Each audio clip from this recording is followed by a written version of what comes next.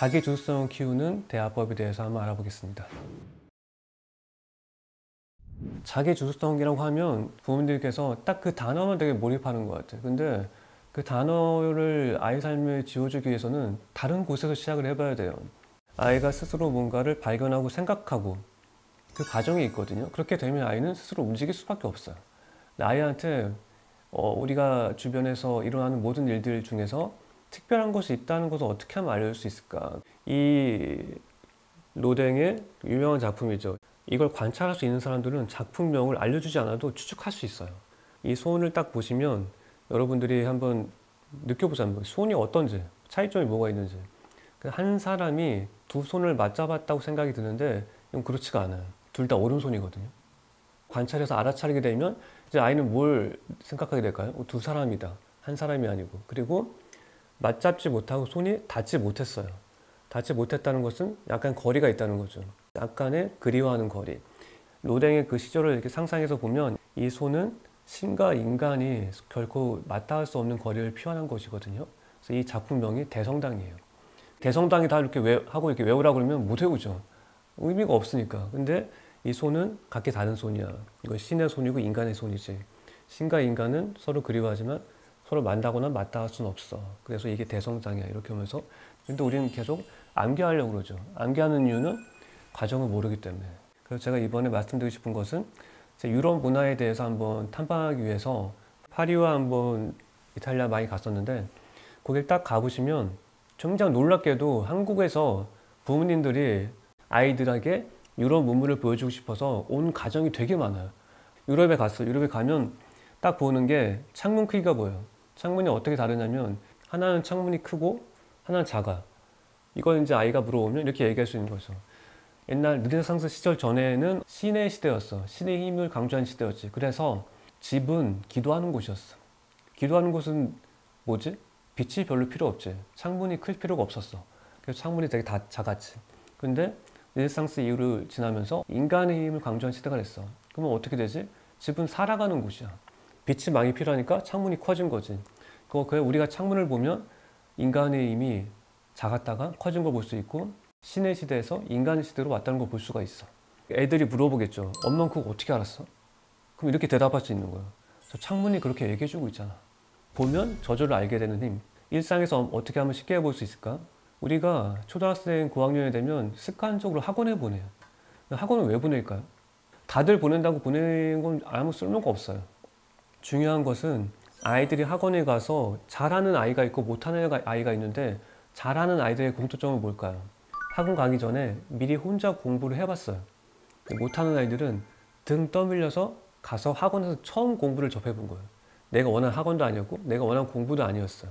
근데 미리 접한 아이들은 어떻게 접했냐면 부모님들이 먼저 이렇게 얘기해 주는 거예요. 네가 한번 집에서 혼자 공부해 볼래? 모든 게 바뀌는 거예요. 아이 삶이. 아, 내가 공부해보니까 국어는 진짜 혼자 못하겠어. 국어는 학원에 다닐게. 근데 영어는 혼자 할 수 있을 것 같아. 단어를 잘 외우니까. 아이가 스스로 선택해서 어떤 학원에서 뭘 배울지, 어떤 과목을 배울지 선택한단 말이에요. 그럼 당연히 자기 주도성이 길러지겠죠. 그걸 아이가 직접 고른 것인가, 아닌 것인가. 근데 그 삶의 시작은 네가 한번 직접 한번 해볼래. 이 한마디를 던지면서 아이의 삶이 완전 뒤바뀌는 거죠. 또 그런 삶을 또 일상에서 어떻게 또 나눠볼 수 있냐면 방학 때 아이와 함께 한번 상상해 보세요. 피트니스 센터 가서 한번 운동 체력 단련 하려고 센터 그 정기권을 끊었어요. 매일매일 가다가 하루는 약속 시간 때문에 부모님이 같이 갈 수가 없어서 1시간씩 가서 운동했는데 30분밖에 시간이 없어서 고민하고 있는 거예요. 30분밖에 시간이 없으면 되게 시간 촉박한데 오늘은 가지 말자. 그럼 모든 게 다 끝나는 거예요. 그러면 아무것도 남는 게 없어. 근데 30분밖에 없지만 한번 가보자. 그러면 이제 아이의 머릿속에서 어떤 생각을 하는지 아세요? 그동안 1시간에 했던 것을 30분으로 압축해서 해보자. 생각을 시작하게 되는 거예요. 그러면서 1시간 동안 했던 것을 2분의 1을 줄여서 1시간의 효과를 30분 만에 어떻게 내볼 수 있을까? 자기 주도성이 생기는 거죠. 그래서 부모님께서 귀찮다고 안 가고 지금까지 했던 것과 다르다고 포기하면 아이는 생각할 기회를 잃게 되는 거고 스스로 움직임을 선택할 기회를 다 잃게 되는 거죠. 그 삶에서 벗어나고 싶다면 한번 해보자, 한번 해볼래? 이 말을 한번 해보시길 바라면서 한번 오늘 제가 연관된 낭독하는 말을 한번 하면서 이 시간 맞춰볼게요. 이거는 부모의 말이라는 책에 나오는 구절인데 1번 주눅 들지 않게 해주세요.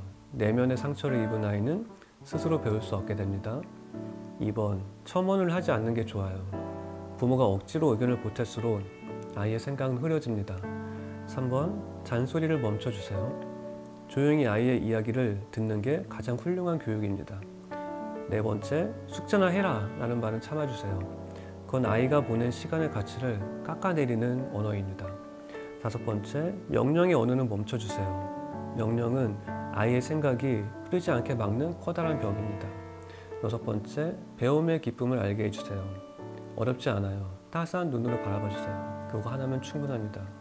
마지막 7번째, 더 많이 배우고 싶게 해주세요. 충분히 듣고 적절히 질문해 주시면 됩니다. 부모의 질문은 아이가 가진 가장 위대한 재산입니다. 아이는 바람입니다. 바람처럼 자유롭게 여기저기를 흘러 지나가죠. 여기에 있다가도 어느새 저기로 날아가고 있습니다. 부모는 그 아름다운 바람을 잠시 멈춰서게 해주는 지성의 전환점을 역할하는 존재입니다. 멈춰야만 무언가를 관찰하며 스스로 배울 수 있습니다. 그래서 아이에게는 부모가 또 하나의 생명입니다. 위에 나열한 7가지 사항을 다시 기억해 주세요. 우리는 바람이 돌을 관통하며 돌을 느끼고 이해하는 것처럼 지금도 날아가고 있는 아이의 영혼에 배움이 머물게 해야 합니다. 어디에 속하지 않지만 모든 것을 알고 있는 자유로운 바람처럼 말이죠.